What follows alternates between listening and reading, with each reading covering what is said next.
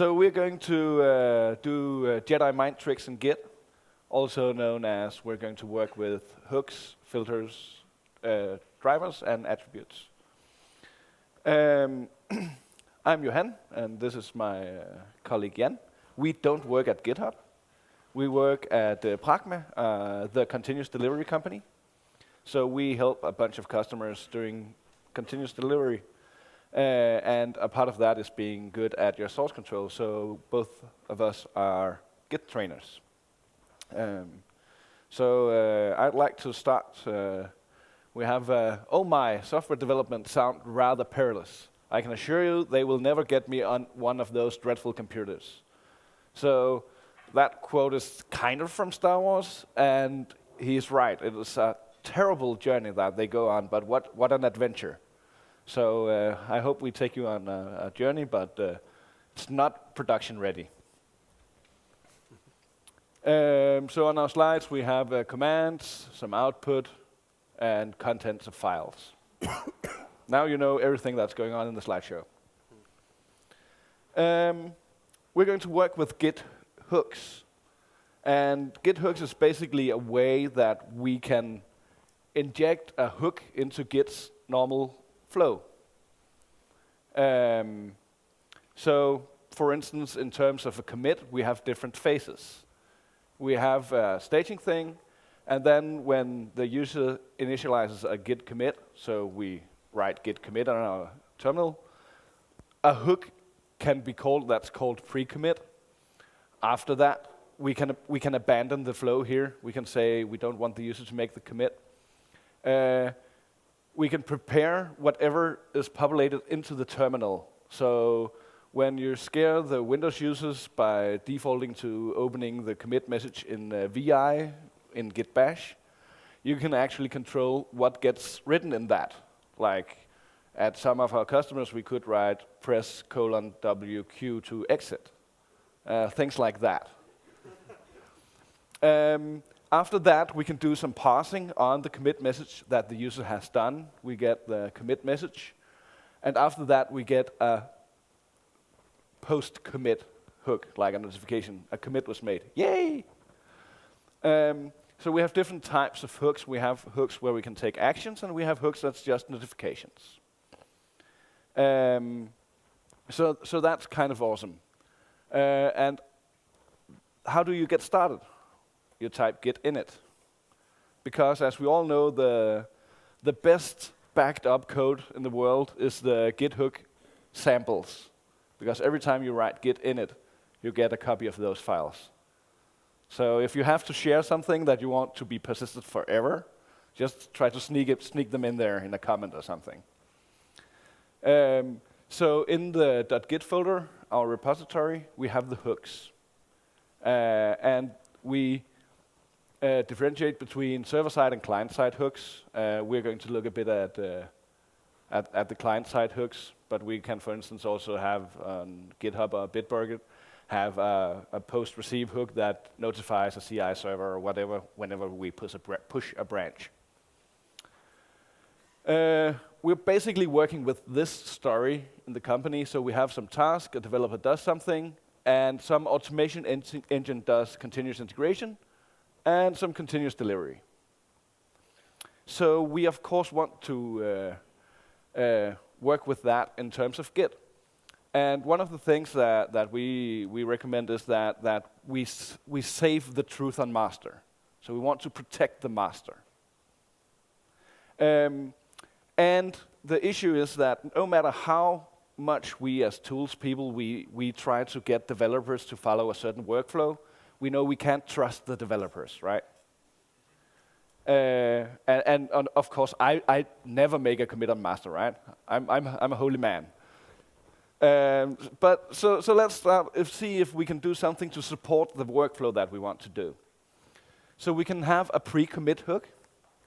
So it happens after the user tries to make a commit, and we can abandon the commit, and we haven't got any arguments. Not that we're fighting, but we don't get any extra information other than the user's trying to make a commit. So for this purpose, we're trying to figure out where are we. So we can just ask Git this question. tell me what is head pointing at. And if head is pointing at the master branch, we want to abandon our commit, right? So, and you cannot laugh at my shell scripting.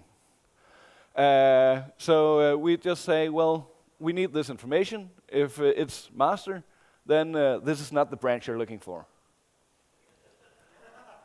And abandon with a non-zero exit code, because then Git will say, okay, then we will abandon the commit. So we can run this, check out master, try to make a commit, and then we get this is not the branch you're looking for. We might be able to, in a real world scenario, put more useful information out, but this solves my issue. I don't commit on master anymore.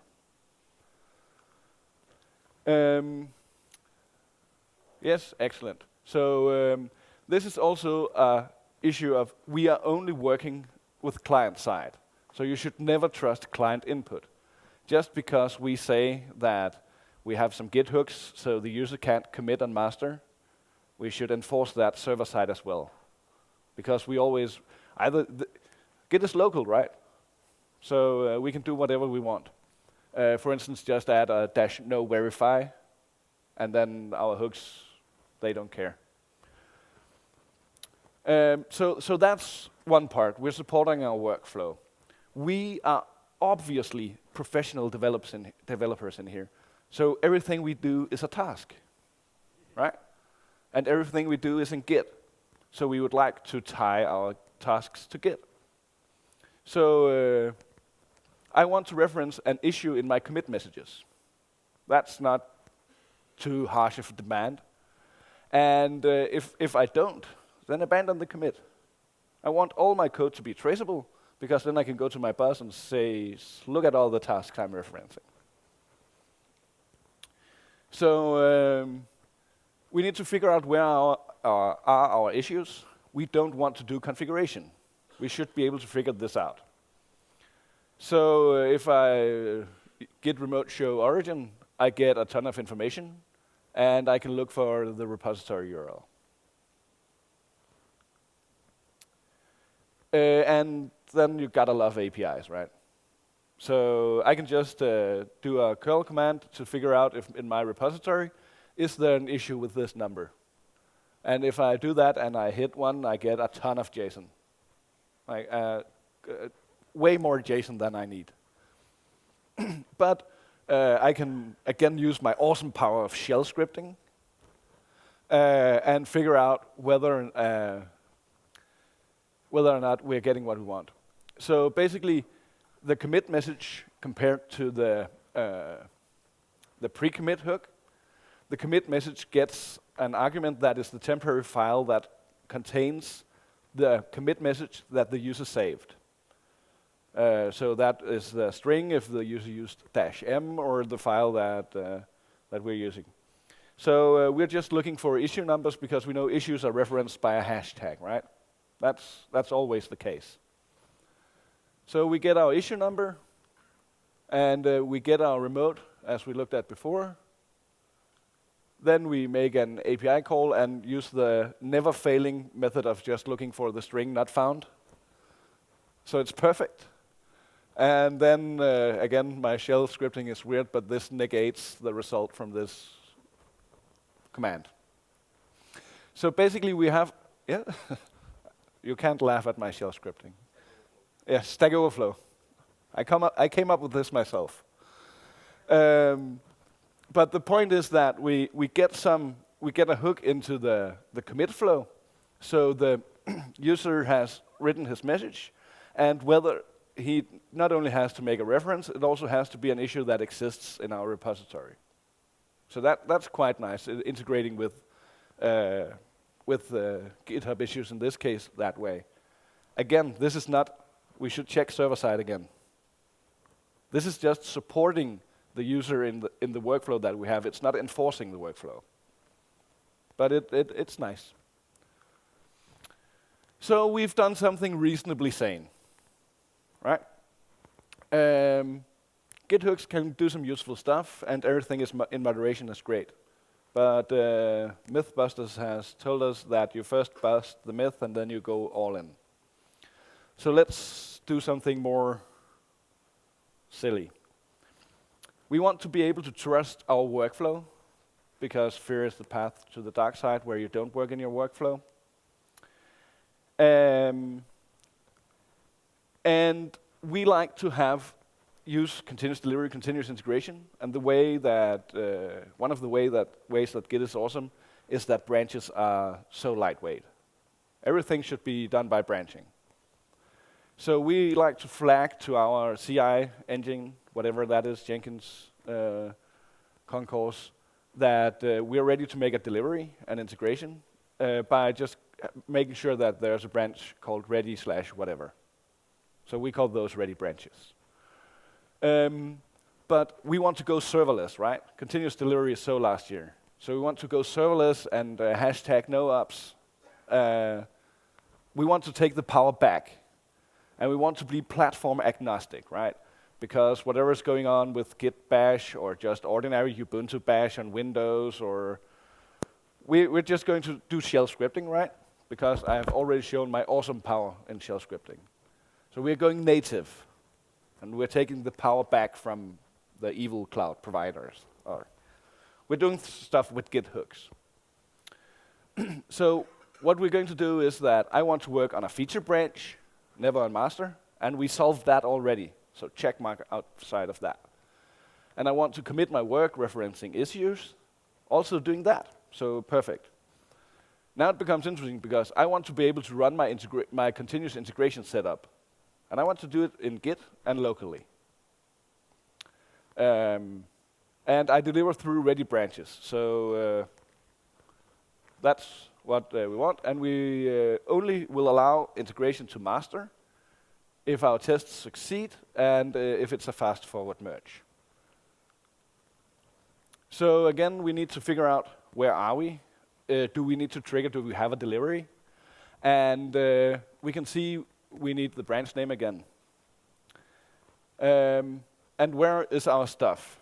Because I need to figure out where my stuff is such that I can run tests, which in my case I've just had a test script called test in the root of my repository, because that's convention over configuration. So now we've figured out if we are on a branch that's relevant and we know where our stuff is. So does anyone know what the difference between a fast forward merge and how many know what the difference between a fast forward merge and a recursive merge is? Most hands. So a fast forward merge is when we have this situation and we want to merge feature branch into master branch. And basically, there's nothing we don't have any divergence, right? So the fast forward merge is basically only moving the pointer. So in many cases, when you push up to a remote, it will reject your delivery if it's not a fast forward merge. So basically, when we merge the feature branch into the master branch, we can simply just move the master pointer. And we can figure that out, how fast we can go. Can we do a fast forward merge simply by using this double dot syntax where we are saying what's reachable from master that isn't reachable from foo, right? Yes. I always get confused about the order of the branch pointers. So we want there to be no commits that's reachable from master that's not reachable from foo. Basically what we're saying is there are no divergence in our branching, we just have a linear direction. So our workflow is going to be, we have a hook, it's the post checkout hook, since that was the one I could locate that makes sense. So a post checkout hook is called as a notification after you have checked something out. So if we're not on a ready branch, let's just let the user do what they want to. We can just do nothing. Then we want to test if it's fast forwardable. So if we have that integration criteria, and if not, we want to clean up. We want to run tests, and if they are successful, we will merge. That is, we will do our integration to master. And clean up, and otherwise we'll clean up. Yes.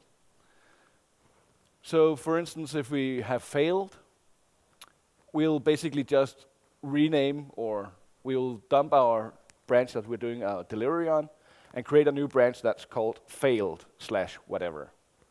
Because then we can go into the state of that and figure out, okay, now I have the state of the code. It's clearly marked as not working. What went wrong? And then simply just create the fail branch and delete the branch that we came from. So again, that's easy. So when we're running it, we want to check out a ready branch. We switch to that. We're running some tests. So our tests in this case fail. So we leave the state of our tests on a branch called failed/feature. Because then we can go back and see what went wrong. And we delete our delivery branch, because that's just a pointer. So this is, we're not moving any commits or doing anything, we're just marking. We're just giving ourselves information. But in the case where things are working, we will do some update, and then we have a fast forward merge, and we'll clean up our delivery branch. So this is basically what we would assume that Travis would be doing or Jenkins would be doing. But now we have the nice flow just locally, so that my history will match what it would look like in the repository manager, and I can also work using the same flow that I work with remotely. I can work with that locally. Yes. So it really gives power to the statement, it works on my machine, right? Because now I have CI on my machine. And again, this is not production ready, but you can do things in Git with hooks to support your users' interface workflows, not enforce them. So at least the reference an issue and don't commit on master you can use. And now Jan will take you through a tour of at least as disturbing things. Sumily cuts. I should not be making noise, but Jan should. And can you hear me? Yes. Yeah. So, cutscene. Let's go to the desert planet of Tatooine. Johan has been investigating fun things to do with hooks. I decided to take a little dive into, what can we do without hooks. Taking inspiration from the scene on Tatooine at the Owen homestead with Luke and Owen, where the Jawas come along with their sandcrawler and try to push some droids. And C-3PO is trying to convince Owen to, also buy R2-D2 basically, and is talking about these awesome secondary functions. But what Owen really needs is something that can talk binary. And this is sort of something that we can have a look at as well, because Git is cool, but binary files are annoying. This is a very typical situation. If you have anything in a repository that's a binary file, and yes, it happens, we can have all our idealistic ideas of writing everything in MarkDown and I don't know what, but sometimes, there are things that have to be binary files, like pictures. There are corporate policies of things that have to be Word files or Excel files, and so we don't like this. Let's see what we can do about that. So what we're going to do is combine two features of Git. One is Git attributes, which allows us to specify behavior for certain files or file paths, and the ability in Git to have custom drivers. So the first thing we're going to look at is diff drivers. So Git attributes are defined in a file. Take the format that you have a path, glob pattern that specifies which files we want to give certain attributes, and then a list of attributes. And attributes can either be sets, just by specifying the attribute. They can be unset with minus, or you can give an attribute a certain property. Attributes can either be defined globally in a file in the config home /git folder.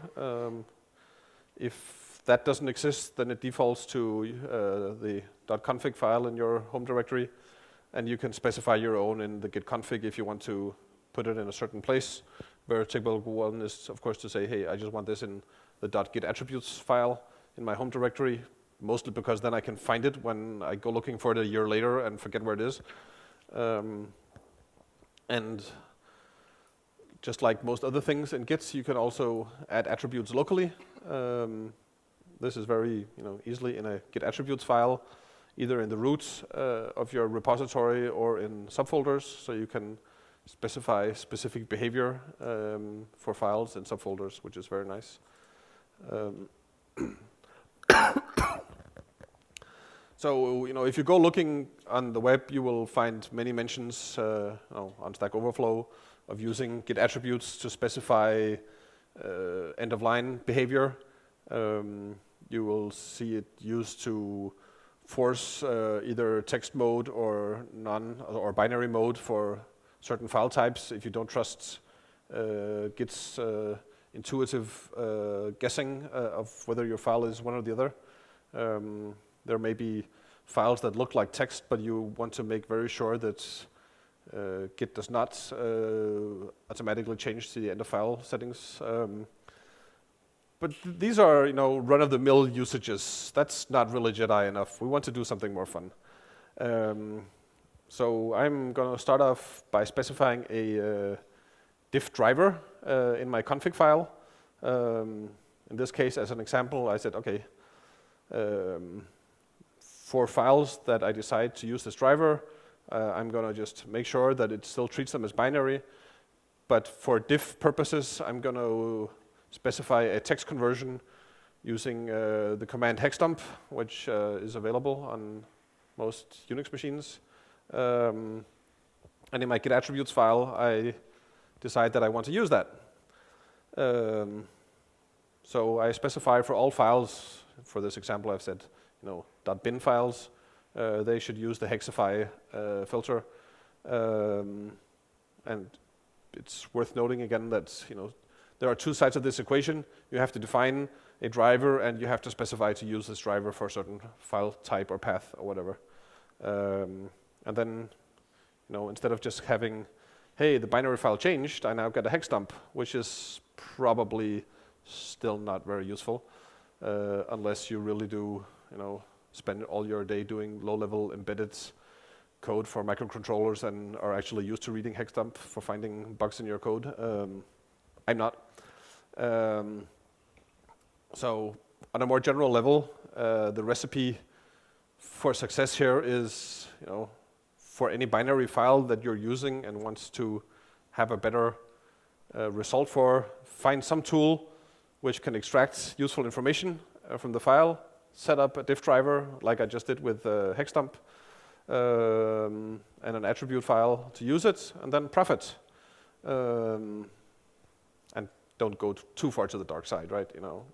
But we'll see if we can find out where that border is. So as an example, I had a look at Word files. Word files are really annoying. I could convert them to text, but then I found out I can actually convert them to MarkDown with this fantastic tool called Pandoc that can convert, I think, about 30 different file types to 30 other different file types. In this case, I'm just using it to convert to MarkDown. My brain, by now, is rather good at reading MarkDown. So if I do a diff on a Word file now with a few changes, then I get something that I can actually use. Whether this is my change and I just want to see before I do the commit, what have I changed so I can write a good commit message, or if I'm looking at commits other people have done to see what they changed. I think this is a lot more useful than binary file changed. And since this is just text, I can use my regular diff foo and use things like word diff coloring, which does inline highlighting instead. And I can easily see, oh, somebody made this one word in the middle italic and changed the headline. Makes a lot of sense. Does this sound useful? So let's see if we can go a bit further. PDF files, also pretty annoying. There's a nice tool called PDF-conf that can convert PDF to HTML. Oh, it's called PDF to HTML. I just called my driver PDF-conf. So now I can get a nice HTML output of my PDF file and see exactly, or at least to a reasonable level, what has changed, whether it is content or formatting. Can be pretty useful. Could this be useful for non-binary files? I think I can come up with a few examples. We've all gotten so used to syntax highlighting these days is that there are probably a few of you that are a bit like me. Code has become really hard to read without syntax highlighting, even to the point of it has to be sort of the color scheme that I'm used to. I can only read Java code on a white background because that's what I've been doing for 15 years, and I can only read Ruby and Python and other things on a black background because that's it's weird. So there's a nice command line tool called pigmentize, written in Python, that I can pip install, and I can use that to syntax highlight my code. So when I'm doing a diff of a Python file, I get it nicely printed in syntax highlighting. I might have chosen a better color scheme. That's a different discussion. So yeah, makes it a bit easier to actually figure out where in your code you are when you're looking at patches. I had another use with MarkDown files. We do a lot of report writing in MarkDown, and sometimes, typically you write a whole paragraph of text that's basically one line, which means that you make a few small changes and you get a diff like this.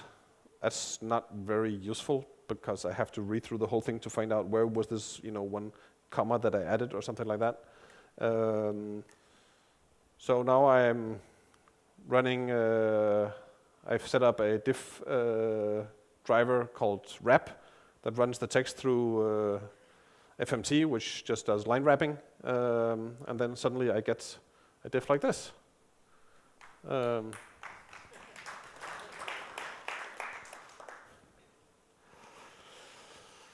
Images. We can do things with those too. EXIF tool, very nice little command line tool that extracts the EXIF data from my pictures. That shows what camera I was taken with, what resolution, all these kind of metadata. I just set that up. Tell it to use this diff tool for all my different image formats.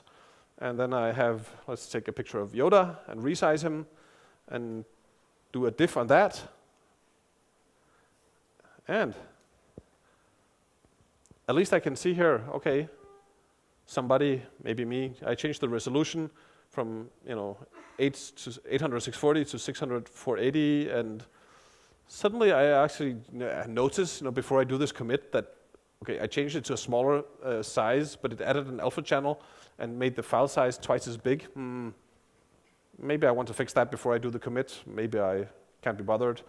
Maybe the file should not be called Yoda 800 pixels anymore when I change the size. But this is a lot more useful and actually stops me in my process before I do the commit and say, there might be something worth fixing. And this is all fine and good, right? But we're not here to do regular. And I still have no idea what actually changed in my image. So let's try something else. I found a little command line tool called JPEG to ASCII. Can see where this is going. So JP to A, let's specify a width of 80 so I know that it always fits on my terminal screen. I just wanted to show an example. There's a parameter called cache text convert that I can set to true. So if this was a heavy operation, then I could cache the results, so I didn't have to compute it every time. It's probably not needed here, but it's worth mentioning. Let's git add a JPEG version of Yoda, and look what we added.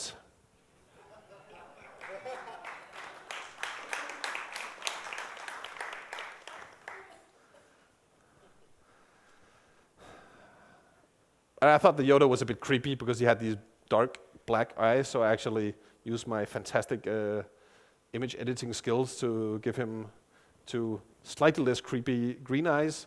And I would like to see how does that look.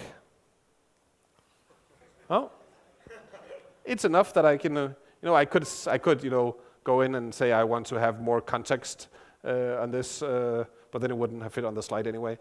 But it's enough to see, okay, this is Yoda. I can recognize it's the eyes. I can see there are some changes there, and that's all the changes there is in the file. It's good to know. And it even works in Git-K. Because, and all of these things do, because Git-K just uses the commands, text line stuff. So a few other good examples. This case, MP3 files. It turns out EXIF tool that I used in the first version for the pictures actually extracts metadata from MP3 files quite well, as But there's another one called MP3 info, which does a slightly more succinct format.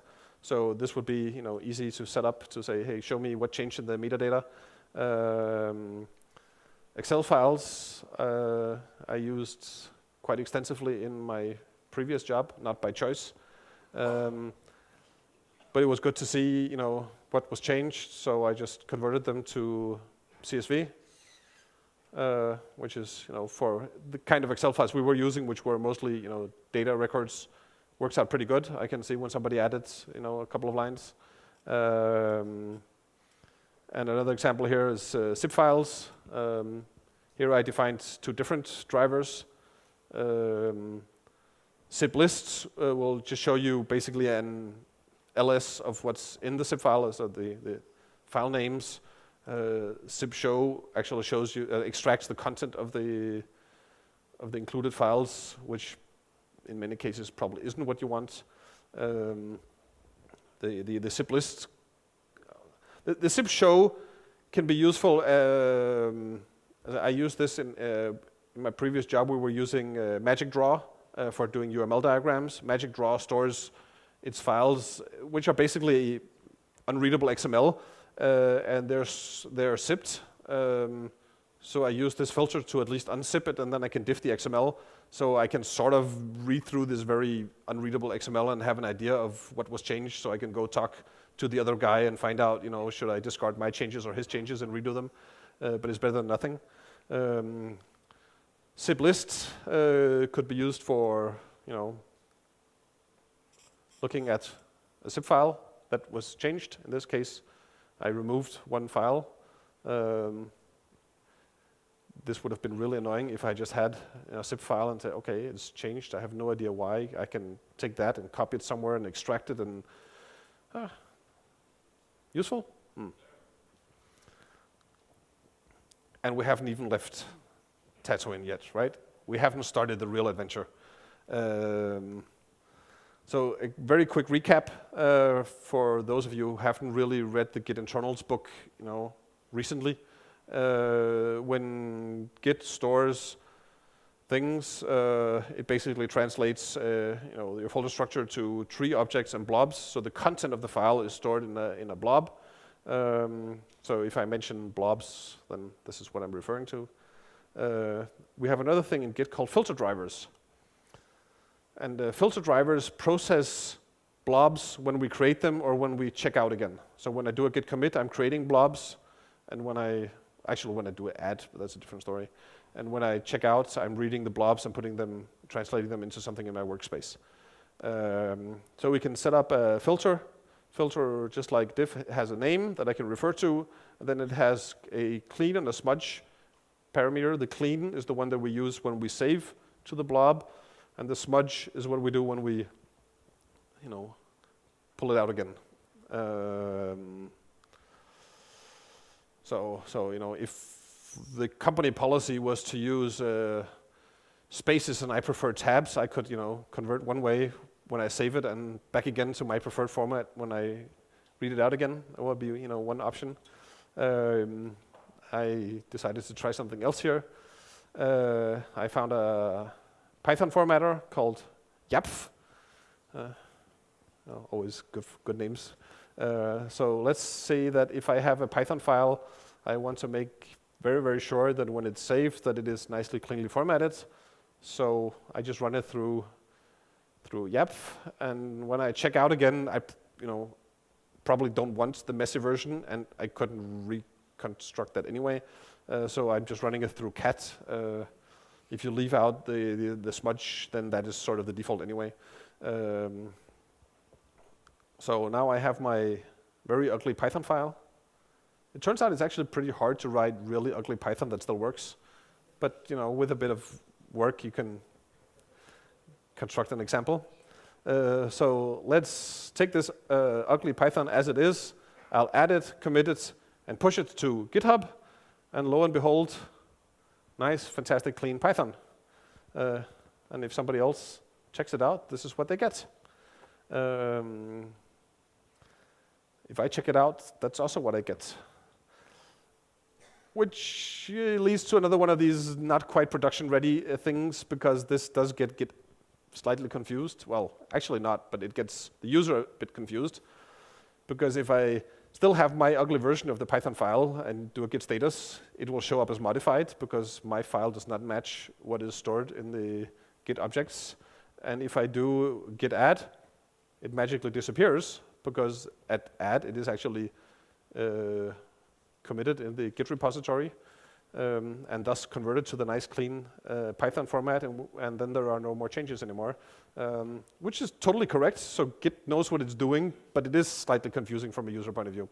But no, this is just an example. Let's try something even more fun. I set up a filter called secret with an really hard encryption. For demo purposes, I chose row 13, which is a simple, Caesar cipher that has the good property of being symmetrical. So if I run it twice, I get back to where I was. And just for the fun of it, because I'm a polyglot, I decided to use a Ruby implementation, one-liner for encrypting and a Perl one-liner for decrypting, but they do exactly the same. And let's use that for Java files.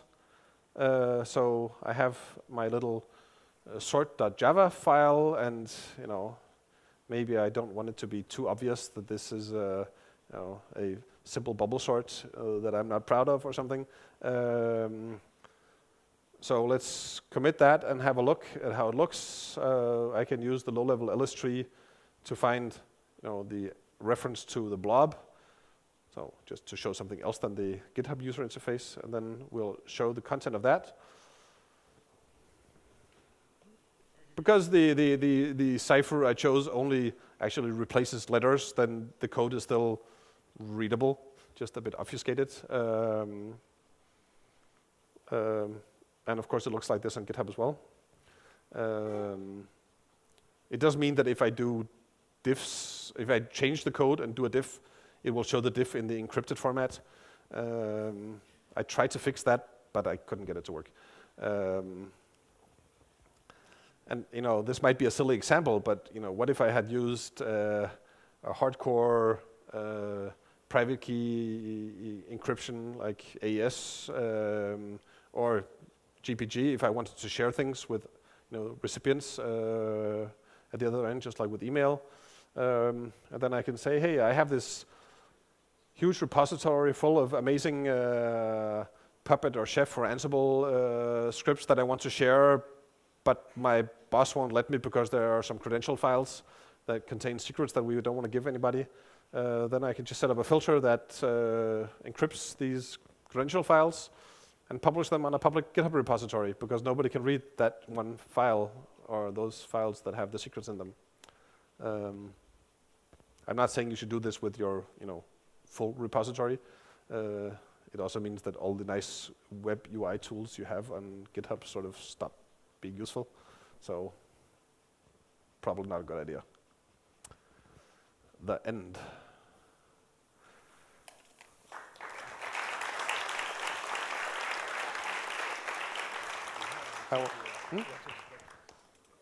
So I think we actually have time for questions. Can we? get the microphone? Can we get the presentation? Yes, it will be put somewhere. Yes. Yes, we will make sure that happens. And I have most of my examples in a GitHub repository. I just have to, you know, it's purposefully left in a state where a lot of things are not committed, so that I can, you know, do the diffs. But I will clean that up as well. And so, okay. Wait, can you wait a moment for the microphone? Behind you.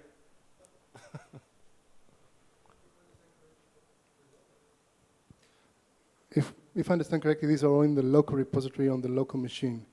Now, if you have multiple users, they want to share this, and you also have this all kind of utilities that you download, how do you make sure that these will work and not fail? Well, the attributes part can be locally in your repository and is thus part of what you clone. So you get that.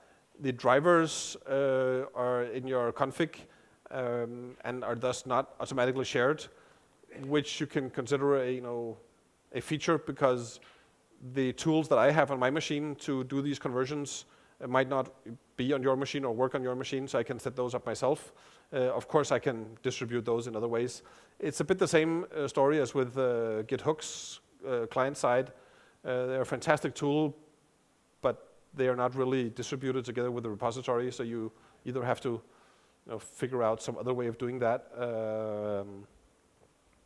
So I guess you could put the config part in the repository and symlink it into the .git config folder, but I haven't tried that. Then it gets confusing if you have multiple repositories with multiple .git configs, right? I want this repository to behave sensibly, and that might not be the same behavior that I want in a... There are a lot of these diff drivers that I have just set up globally because, once I got used to them, I just like them everywhere. But there might be others that are very context-specific behaviors. So, any other questions? No? Thanks for listening.